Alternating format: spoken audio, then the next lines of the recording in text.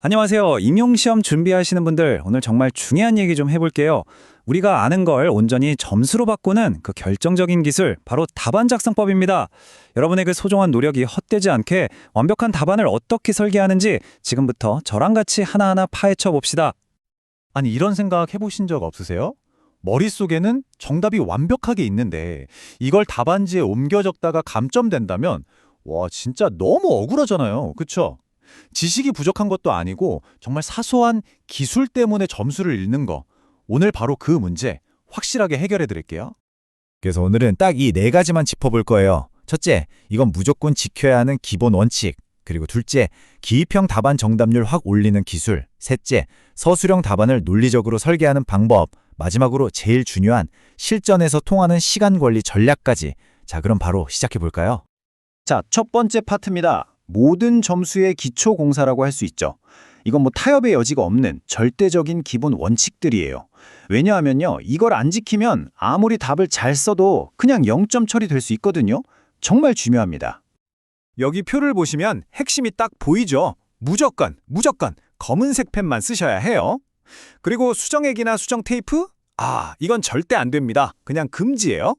그럼 실수하면 어떡하냐고요? 당황하지 마세요. 그냥 쓱쓱 두 줄 긋고 옆에 다시 쓰면 끝.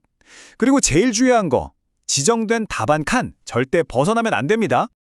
제가 다시 한번 강조할게요. 이 세 가지 실수, 이게 바로 우리 점수를 야금야금 갉아먹는 가장 흔한 함정입니다. 수정도구 쓰는 거, 답안 칸 벗어나는 거, 그리고 문제 순서 내 맘대로 바꿔서 푸는 거. 이 세 가지는 그냥 시험 끝날 때까지 머릿속에 딱 새겨두셔야 합니다. 아셨죠? 자, 기본기는 다졌으니까 이제 두 번째 단계로 가볼까요? 바로 기입형 답안입니다. 여긴 뭐 정확성이랑 기술이 그냥 바로 점수로 이어지는 아주 정직한 영역이라고 할 수 있죠.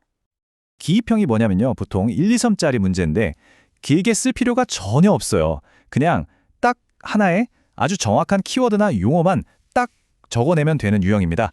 핵심은 간결함. 바로 그거죠. 이 표를 보면 진짜 재밌는 게 그냥 규칙이 아니라 다 이유가 있다는 거예요. 보세요. 키워드는 정확해야 돼요. 왜? 비슷한 단어 썼다간 바로 오답철 될 수 있거든요. 그리고 문장으로 쓰지 말라는 건 괜히 썼다가 애매한 부분이 생겨서 감점될까 봐 그런 거고요. 답이 여러 개면 콤마나 번호로 확실하게 구분해주고. 그리고 당연한 얘기지만 글씨는 채점관이 알아볼 수 있게 제발 또박또박 써주세요. 못 알아보면 그냥 틀리는 겁니다. 자, 이제 진짜 게임이죠. 배점이 확 높아지는 서술형 답안입니다. 이건 그냥 글짓기가 아니에요. 채점관이 여기 점수, 저기 점수 하고 점수를 막 주고 싶게끔 아주 명확하고 논리적인 권무를 설계하는 거라고 생각하셔야 돼요. 서술형이라고 해서 막막해 할 필요가 전혀 없어요. 딱 이 3단계만 기억하세요. 첫째, 문제를 뜯어봐서 키워드랑 뭘 요구하는지 파악한다. 둘째, 내 답의 핵심은 이겁니다 하고 첫 문장에 두 글씩으로 딱 던져준다. 셋째, 그 다음에 할 말들을 번호나 기호로 깔끔하게 정리해서 보여준다. 어때요? 생각보다 간단하죠? 맞아요. 그래서 서술형의 알파이자 오메가는 바로 이 두 갈씩입니다. 첫 문장에서 그냥 선점포고를 하는 거예요. 자, 지금부터 이 얘기를 할 겁니다 하고요. 채점관 입장에서 생각해 보세요. 얼마나 편하겠어요. 뭘 말하려는지 바로 아니까 채점하기가 정말 쉬워지는 거죠. 바로 이런 거죠. 예시를 한번 보세요. A 이론의 특징은 크게 세 가지이다. 이렇게 첫 문장에 딱 못을 박아버리는 거예요. 그리고 나서 그 뒤에 첫째는 뭐고, 둘째는 뭐고, 셋째는 이렇습니다 하고 설명하면 와, 이보다 더 명료하고 구조적인 답안이 있을까요? 여기에 점수를 더 끌어올릴 수 있는 꿀팁 몇 개 더 드릴게요. 각 내용에 번호나 기호를 붙여서 탁탁 끊어주면 가독성이 확 올라가고요. 따라서 하지만 같은 접속사를 잘 써주면 이 사람이 논리적으로 생각하고 있구나 하는 인상을 줍니다. 물론 정확한 문법이랑 또 나왔네요. 깔끔한 글씨. 이건 뭐 기본 중에 기본이죠. 자, 이제 정말 마지막 관문입니다. 아무리 완벽한 답안을 쓸 줄 알아도 정해진 시간 안에 못 쓰면 다 소용없는 거잖아요. 그쵸?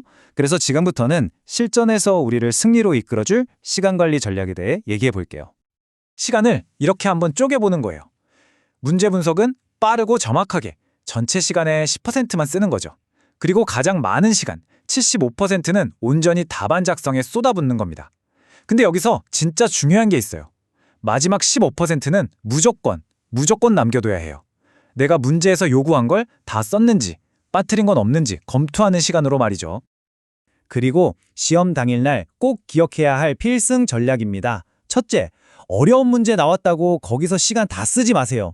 일단 과감하게 넘어가고 나중에 다시 보세요. 둘째, 시험 막판에 시간 없는데 답안지 교체하는 거, 이건 정말 위험한 도박입니다. 웬만하면 하지 마세요. 그리고 가장 중요한 거, 평소에 실제 시험지랑 똑같은 답안지에 시간 재면서 연습하는 거, 이게 최고의 실전 훈련입니다. 자, 그럼 오늘 내용 한번 쫙 정리해볼까요? 완벽한 답안을 만드는 청사진 4가지입니다. 첫째, 기본 원칙으로 기반을 튼튼하게. 둘째, 두갈식과 기호로 구조를 명확하게. 셋째, 키워드로 정밀함을 날카롭게. 마지막으로 이 모든 걸 시간 관리 전력으로 완벽하게 마무리하는 거죠. 결국 생각해보면 답안 적성이라는 건 그냥 머릿속에 있는 걸 쏟아내는 게 아니에요. 내가 아는 바로 그 지식을 채점관이 인정하는 점수로 바꿔내는 아주 정교한 기술입니다. 그리고 제일 좋은 소식은 뭐냐면 이 기술은 누구나 배우고 연습하면 가질 수 있다는 거죠. 자, 이제 공은 여러분에게 넘어갔습니다. 오늘 배운 것들 중에서 이건 내가 당장 한번 해봐야겠다 하는 게 뭔가요? 그 작은 실천 하나가 여러분의 합격을 결정지을 수도 있습니다. 지금 바로 시작해보세요.